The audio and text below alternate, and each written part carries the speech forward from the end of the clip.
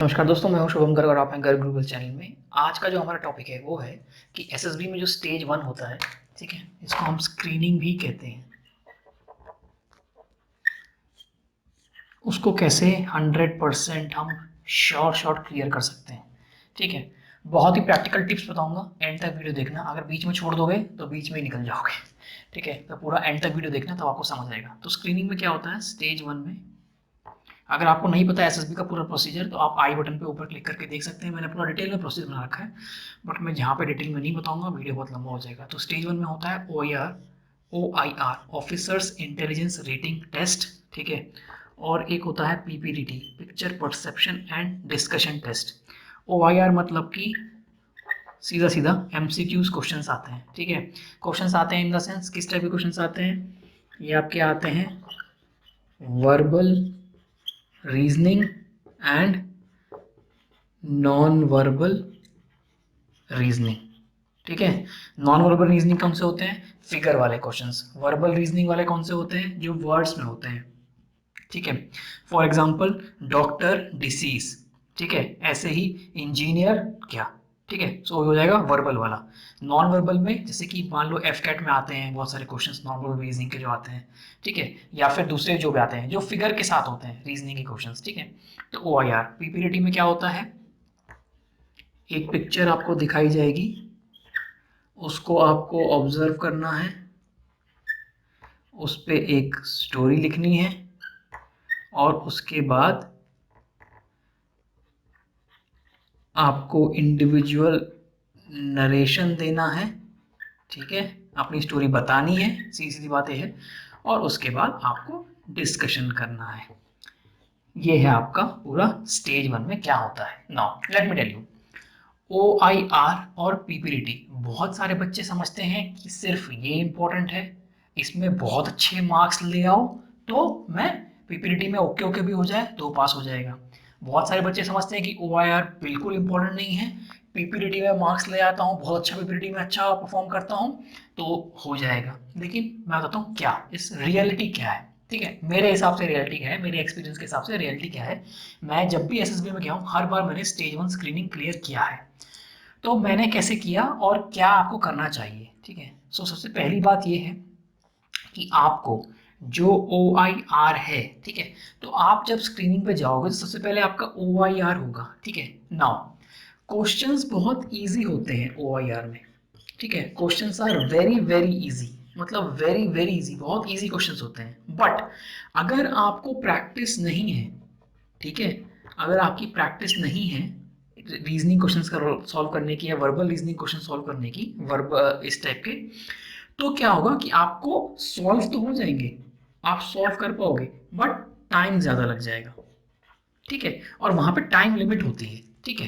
तो आपको जैसे कि 30 क्वेश्चंस देंगे, 30 मिनट्स इस टाइप से, 20 मिनट्स या फिर ऐसे कुछ टाइम लिमिट होती है, ठीक है। हर जगह अलग अलग कुछ कुछ कर देते हैं वो लोग, बट अप्रॉक्सिमेटली ऐसा कुछ होता है। लेकिन तो आप क्या करोगे कि उसमें फिर कम क्वेश्चन सॉल्व कर पाओगे, क्योंकि क्वेश्चंस इजी थे। लेकिन अगर आप प्रैक्टिस करो, मैं इसका एक आपको एग्जांपल देता हूँ।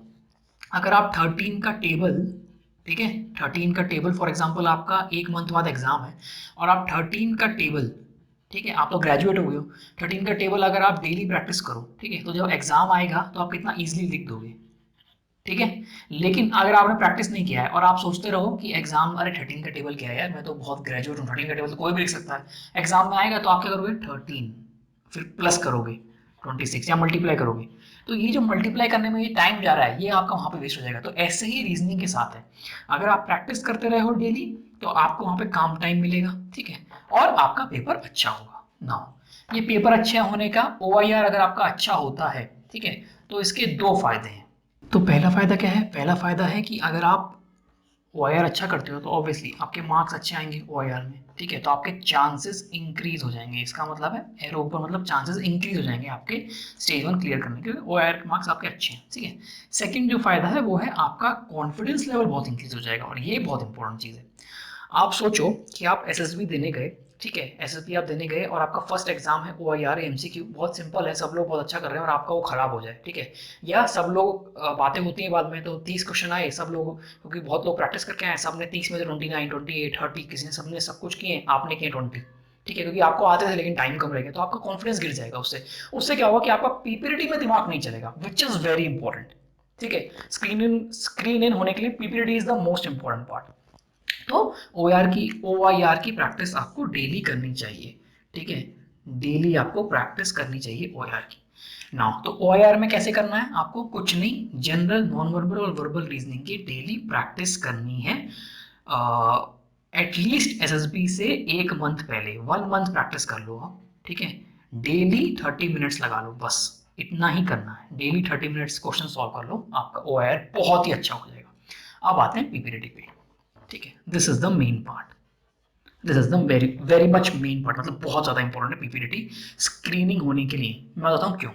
OIR में आपने क्वेश्चंस का आंसर किया तो एसेसर जो है उनका आपसे आमने सामने फेस टू फेस कुछ इंटरेक्शन नहीं हुआ, लेकिन पीपीटी में आपका एसेसर्स के साथ फेस टू फेस इंटरेक्शन होता है, आपको मौका मिलता है अपनी पर्सनैलिटी दिखाने का। ठीक है, so this is the most important part. ठीक है, आपको अपनी पर्सनैलिटी दिखाने का मौका मिलता है और उनको आपको जानने का मौका मिलता है। तो पीपीटी का प्रोसीजर क्या है, पहले आपको एक पिक्चर दिखाई जाएगी, उसको आपको ऑब्जर्व करना है, उसके ऊपर एक स्टोरी लिखनी है, उसके बाद एक इंडिविजुअल नरेशन देना है और उसके बाद डिस्कशन करना है। ना इसमें आप जो स्टोरी लिखते हो, ठीक है, वो पिक्चर से अप्रोक्सीमेटली सेम होनी चाहिए। ठीक है, नाउ मैं बताता हूँ, पीपीटी में बहुत ही ज्यादा ब्लर पिक्चर आती है। ठीक है, पता ही नहीं चलता, कोई लिखता है कि ट्रेन है और स्टेशन पे एक आदमी खड़ा है और ट्रेन जा रही है, कोई लिखता है कि एक फार्मर फार्मिंग कर रहा है। ठीक है, सो देखो कितना ज्यादा डिफरेंस है। वो डिफरेंस इसीलिए रखते हैं क्योंकि डिस्कशन अच्छे से हो। ठीक है, ये डिस्कशन में क्या होता है, सब लोगों ने जो जो अपनी स्टोरी लिखी है वो एक कॉमन स्टोरी पे आएंगे, कंक्लूड करेंगे कि ए पिक्चर से वो ग्रुप हमारा एक कॉमन स्टोरी है, ये कॉमन स्टोरी है। ठीक है, तो सबकी पिक्चर जब अलग अलग होगी तभी कॉमन स्टोरी बनाने में डिस्कशन होगा। अगर उन्होंने क्लियर दिखा दिया कि एक ट्रेन जा रही है और एक आदमी खड़ा है, ठीक है, उन्होंने क्लियर दिखा दिया तो हर कोई इसी टॉपिक पे लिखेगा तो डिस्कशन छोटा होगा। इसलिए वो पिक्चर बहुत ज्यादा ब्लर रखते हैं क्योंकि लोगों के डिफरेंट डिफरेंट परसेप्शन सामने आ सके। तो यहाँ पे डिस्कशन होता है। नाउ पीपीडीटी में अगर आपको रूल करना है, पीपीडीटी में अगर आपको जीत पानी है, पीपीडीटी में अगर आपको विक्ट्री पानी है, तो most important part is individual narration. Individual narration क्या होता है, आपने पिक्चर ऑब्जर्व की, आपने स्टोरी लिख ली, उसके बाद जाके 3 एसेसर्स बैठ जाएंगे, 1 2 3, एक होंगे जीटीओ, एक होंगे आईओ, एक होंगे साइक। ठीक है, जनरली ऐसा होता है और आप लोग ऐसे बैठ जाओगे 1 2 3 4 5 6 7 8 9 10। 10 का ही ग्रुप होता है, कई बार 15 का भी ग्रुप होता है। ठीक है, 15 से ज़्यादा नहीं होता, अप्रोक्सीमेटली 15 के आसपास का ग्रुप होता है। ठीक है, ऐसे आप बैठ जाओगे। जीटीओ आपको थोड़ा बताएंगे कि what we are going to do, वो आके अनाउंस करेंगे, देन वो बोलेंगे कि फ्रॉम लेफ्ट टू राइट आप इंडिविजुअल नरेशन देना स्टार्ट कर दो। तो इंडिविजुअल नरेशन में क्या होगा, आपको अप्रोक्सीमेटली 1 से 1.5 मिनट मिलता है, उसमें आपको बताना है कि मैं मेरी स्टोरी क्या है। ठीक है, तो उसमें आप बताओगे कि मैंने पिक्चर से क्या देखा है। नाउ इंडिविजुअल नरेशन और इंट्रोडक्शन ये डिफरेंट चीज है, वहां पे अपने आप को इंट्रोड्यूस करने मत लग जाना। इंट्रोडक्शन नहीं मांगा है उन लोगों ने, अपना इंडिविजुअल नरेशन मांगा है आपका, मतलब कि आपके हिसाब से आपने क्या स्टोरी लिखी है वो उन्होंने मांगा है।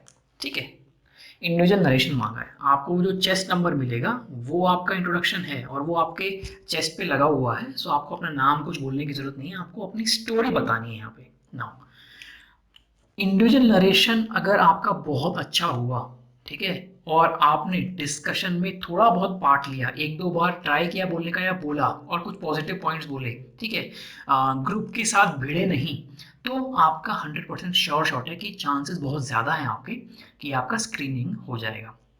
नाउ इंडिविजुअल नरेशन को बेस्ट कैसे करें, इंडिविजुअल नरेशन को बेस्ट करने के लिए आपके दिमाग में जो स्टोरी होती है ना, या आप जैसे है, तो आपको पॉइंट वाइज होनी चाहिए। ठीक है, सीरीज एक याद कर लो कि फॉर एग्जाम्पल कोई एक्सीडेंट का सीन है आपको लगा, ठीक है, तो आपके दिमाग में वो पॉइंट वाइज चीज क्लियर होनी चाहिए। राज जो था वो अपने स्कूल से वापस जा रहा था या कॉलेज से वापस जा रहा था, घर के वॉक कर रहा था घर की तरफ, उसने देखा कि सामने से एक कार आई, उसने एक साइकिल वाले को एक्सीडेंट हो गया साइकिल वाले के साथ। तो राज वहाँ गया, साइकिल वाले के पास गया, उसको मरहम पट्टी की, फर्स्ट एड दिया, पानी मंगाया, ठीक है, कार का नंबर नोट किया, उसके पापा मम्मी को कॉल किया, ऐसी चीज़ें। तो ये देखो सीरीज वाइज है, ठीक है। ऐसे सीरीज वाइज अगर आप स्टोरी अपने दिमाग में बना लेते हो ना, तो आपकी स्टोरी फ्लुएंट होगी वहाँ पे, ठीक है। फ्लुएंट मतलब लगातार निकलेगी, आप फंबल नहीं करोगे, ठीक है। चीज़ें आपकी अच्छे से निकलेगी। इंडिविजुअल नरेशन में लाउड वॉइस, ठीक है, ऐसा नहीं होना चाहिए कि हेलो एवरीवन माय, ऐसा नहीं होना चाहिए। कॉन्फिडेंटली बोलो, ठीक है। Good morning everyone, I have perceived that there was a boy named Raj who was going to his college, yeah, going back to his home from his college. In the meantime, he saw that there was a car which hit a cyclist. The cyclist was quite injured. He was injured at his knees and his elbows. Raj ran to him, did his bandage with his hanky or something like that, ठीक है। तो अभी देखो कितना, आप अगर थोड़ा सा दिमाग में, आपके दिमाग में पॉइंट वाइज चीजें हैं और अगर आप कॉन्फिडेंटली बोलते हो, तो आपका इंडिविजुअल नरेशन बहुत अच्छा हो जाएगा। लाउड वॉइस और सबकी तरफ देखते हुए आपको बोलनी है, क्योंकि आप स्टोरी इनके लिए नहीं बोल रहे हो, आप इनके लिए बोल रहे हो, क्योंकि इन लोगों को बता रहे हो आप, जो आपके कैंडिडेट्स हैं साथ में, जो ग्रुप वाले, उनको आप बता रहे हो कि आपकी स्टोरी क्या है, क्योंकि आपको डिस्कस करना है उसके ऊपर, ठीक है। सो इनकी तरफ देख के आपको बोलनी है, एसएसएस की तरफ कभी मत देखो किसी भी टास्क में, एक्सेप्ट इंटरव्यूइंग जो होता है आपका, पर्सनल इंटरव्यू जो होता है, इंटरव्यूइंग ऑफिसर जो होता है आपका, पर्सनल इंटरव्यू जो होता है, उसी टास्क में सिर्फ एसएसएस की तरफ देखना चाहिए। उसके अलावा एसएसबी में किसी भी टास्क में आपको एसएसएस की तरफ देखने की जरूरत नहीं है। आपका काम है ग्रुप से इंटरेक्ट करना, ग्रुप से बात करना, ठीक है। उसके बाद आपको डिस्कशन जब हो रहा है, तो डिस्कशन में इंडिविजुअल नरेशन आपने अच्छा दे दिया, जितना आप दे सकते हो अपनी तरफ से अच्छा दे दिया, ठीक है। अभी इंडिविजुअल नरेशन जैसा हो गया हो गया, ठीक है, टेंशन मत लो कि मैं फंबल किया। फंबल मतलब होता है कि आई परसीव दैट, ऐसे अगर आप करो तो फंबल होता है, ठीक है। अब जैसा कर दिया आपने, कर दिया, अब उसके बारे में मत सोचो, आप सोचो कि डिस्कशन में कैसे मेरे को अच्छा करना है, ठीक है। डिस्कशन में आप एटलीस्ट ट्राई करो कि एक दो पॉइंट्स तो बोलो ही, ठीक है, और अच्छे पॉइंट्स बोलो। बहुत बार क्या होगा कि चार पांच लोग आपस में लड़ने लग जाएंगे कि नहीं नहीं नहीं आई सॉ टू बॉयज, नहीं नहीं नहीं आई सॉ वन बॉयज। तो उनको लड़ने के लिए आप स्टॉप करो, ट्राई करो कि okay gentleman, let's not argue on this thing that there were two boys और one boy, most of us I guess saw that there were one boy, okay so let's take the story forward, ठीक है। अगर आप इस type से arguments दोगे, इस type से अपनी बातें वहां पे रखोगे, तो एसएसएस को समझ आएगा कि हाँ, इस बंदे की सोच भिड़ने की नहीं है, इस बंदे की सोच आर्ग्यू करने की नहीं है, इस बंदे की सोच है कि इसको आगे बढ़ना है, टास्क को आगे लेके चलना है, ठीक है।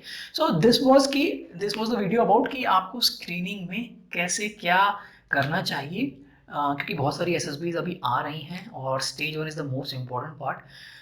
अगर स्टिल आपको कोई डाउट है, ठीक है, तो और अगर आप कोई डिटेल वीडियो चाहते हो तो कमेंट सेक्शन में मेंशन करो प्लीज़ कि हाँ, मैं बता दूंगा कि इंडिविजुअल नरेशन कैसा होना चाहिए, क्या पर्टिकुलर पॉइंट्स होने चाहिए। उसके अलावा this is my WhatsApp number 9380647486, ठीक है। आप मेरे को इस नंबर पे व्हाट्सएप कर सकते हो और अपने डाउट्स पूछ सकते हो। अगर आप एफ के 2020 की प्रिपरेशन कर रहे हो तो प्रिपरेशन ग्रुप हमारा ज्वाइन कर सकते हो। This is Shubham Garg, thank you so much.